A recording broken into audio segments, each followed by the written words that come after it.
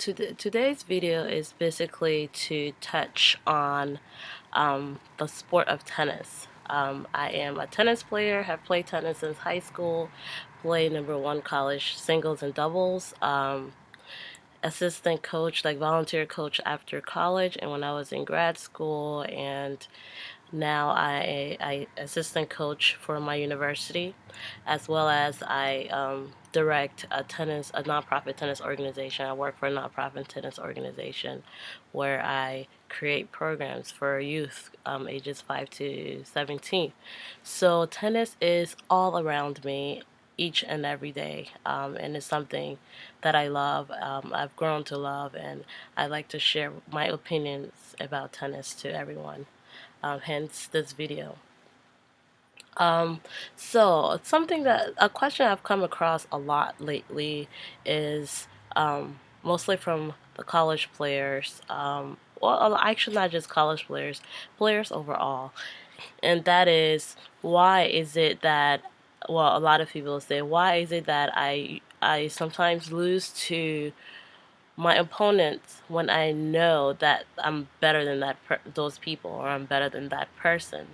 And a lot of students, a lot of college players and regular players or junior players cannot understand or get their minds around it as to why they're losing to people they feel as though they're better than. Um, well, I had the same issue when I was growing up and I was playing competitively, and I will always just kill myself thinking about it. I would leave the court angry and just couldn't get over why I'm losing to folks I knew I was better than, and people I knew I was more athletic than, and so forth. And just a brief background of myself, like I said, I played college tennis, coach. I play USDA tournaments. I even went to play US Open qualifiers. Unfortunately, I had a very bad ankle issue. I twisted my ankle several times to the point where I was unable to continue a career in tennis or play in higher level tournaments. So it wasn't until my ankle really started giving me a huge problem when I realized the answer to this question. A lot of the time, people, like good players, usually don't try to not to think too much about their game, and usually they are just okay with banging the ball as much as they can, as hard as they can, and don't really focus on the important things. And there are three key things as to why a person may lose to someone they feel like they're better than. One is having a weak mental game. And anyone can tell you this, sports athletes overall, but mostly tennis players will tell you that tennis is a mind game. It is all about your mind, and all about it has to do with a lot of thinking. So if you have a very weak mental game, you're most likely to lose to people you feel like you could beat in any day or any time. Um, so that's one thing. Why is it having a weak mental game? Now, how do you better yourself, and how do you improve your game if your mental state is weak? One is by researching yourself. You have to understand what kind of player you are. You have to research all of your strokes. Basically, understand the pyramid of your game. You need to understand your forehand, your backhand, your volley, your serves, your overhead, how athletic you are. All of that needs to be fully understood in order to be a successful tennis player. So one is making sure, say, if your forehand is your best shot and your backhand isn't, understanding why your backhand isn't, working on that. And I mean, if it still doesn't become as great as you would like it to be, making sure that you know how to play around your backhand so that it is not a hindrance to your game. So one is really research yourself, as well as especially for collegiate players, research your opponents. A lot of the time, for those who are playing like higher level tennis in college, you kind of know each other in your conference, so you know who you're playing next year, possibly who's going to be number one. You have a slight idea. So, going into a match, the best way to treat it would be research who you're playing against, and see how you can use your game to surpass that person's game. And one is by understanding your game. If you don't understand your game, there's no way you can know how to surpass another person's game. So research yourself as well as research your opponent, and you should have a better chance. Two is confidence. You really, anyone in every sport, in life itself, you need confidence in order to reach the highest level possible. So have as much confidence as you can in your game. And in order to have confidence, you have to know your game. So, which is why researching is one key. But having confidence. If your forehand is your best shot, have confidence in your shot enough to use it, to utilize it as much as you can. But go on court feeling confident. Do not show weakness to your opponent, because if you do, that's really going to be the downfall of your game. It's going to be the downfall of you. So going on court feeling confident, and it's easy to say and it's very hard to do.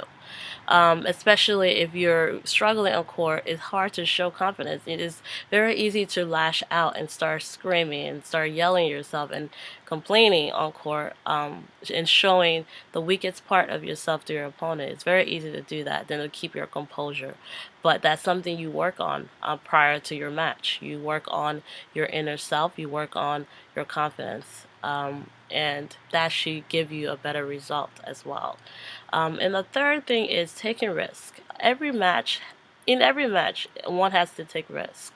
You cannot be a successful tennis player if you do the same thing over and over and you just never get out of your comfort zone and try to take risk. So, for example, again, back to the forehand um, example, if your forehand is great, be confident enough to take some risk to go down the line as much as you can, even though that's the highest part of the net.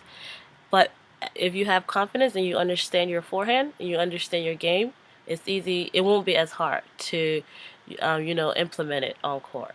Be confident, getting up at the net. If you're not a net person, a lot of girls these days are very afraid of being up at the net, which is understandable because nowadays, a lot of tennis players usually stay at the baseline and just bang the ball and wait for someone to make a mistake.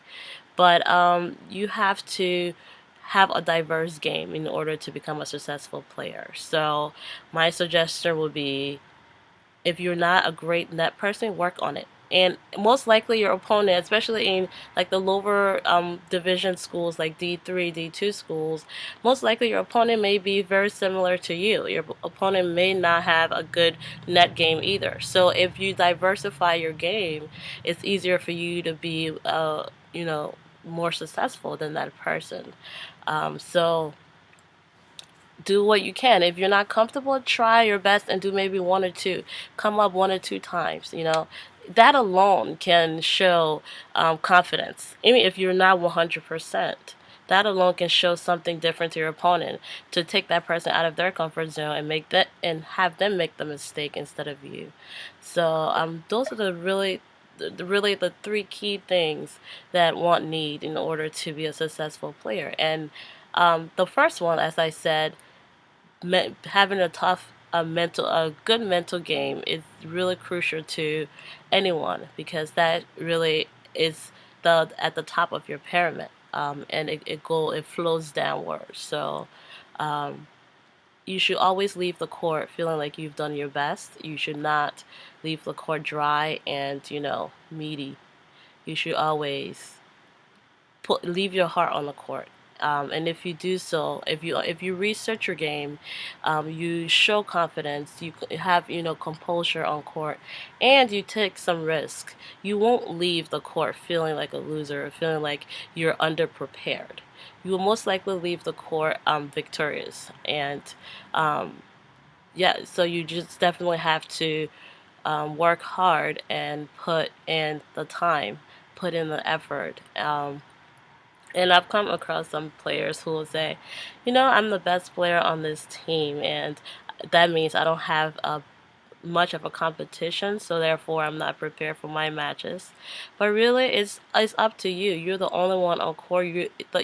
By you winning your game is all up to you, especially for singles.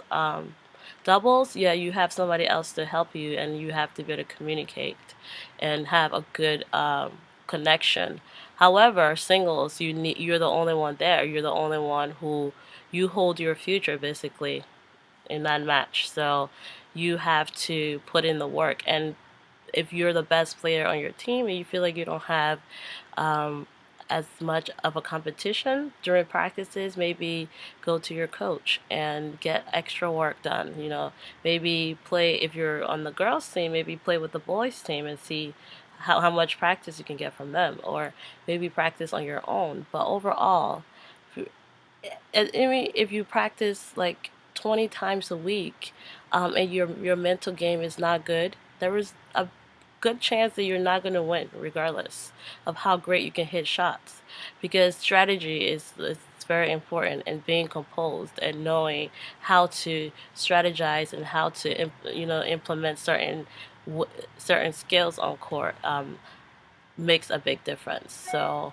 Um, those three, if you focus on those three things and you master those three things, researching yourself, understanding your game, understanding who you are as a tennis player, who are you on the court, understanding that is very important. Having confidence, not showing your weakness to your opponent, that's very important, as well as taking risk. And if you combine all of those things, you will most likely be victorious, and you won't have that issue of thinking leaving the court and thinking that you're better than someone, but yet you've lost to that person. All right, so that is my three key components as far as winning a match and being a successful player. And later on, I will talk more about the mental part of your game and the different types of game you can create for yourself. Like, everyone needs a B, and C game. So later on I can talk about that. But for now, researching confidence and risk will help you become a better tennis player, and it will help you eliminate the question of why you're losing to someone you feel like you're better than. Alright, that is it for now. This is again my first video, so I apologize for any um, background noises and all of that. It's just, this is a very important topic. Tennis is a big part of my life, so I feel the need to now share. Before, I never really had much to say about other things, so never had interest in posting a video. But as of now, this is great. I would appreciate any questions, concerns, and anything I can help with. I would be very happy to share with you. So please leave me questions, concerns, comments, and I hope to reach out soon and make another video, and hope that whatever I'm sharing here is going to help someone down the line. All right, thank you for watching. Again, this is MG from New Jersey, and I'll talk to you guys soon. Bye-bye.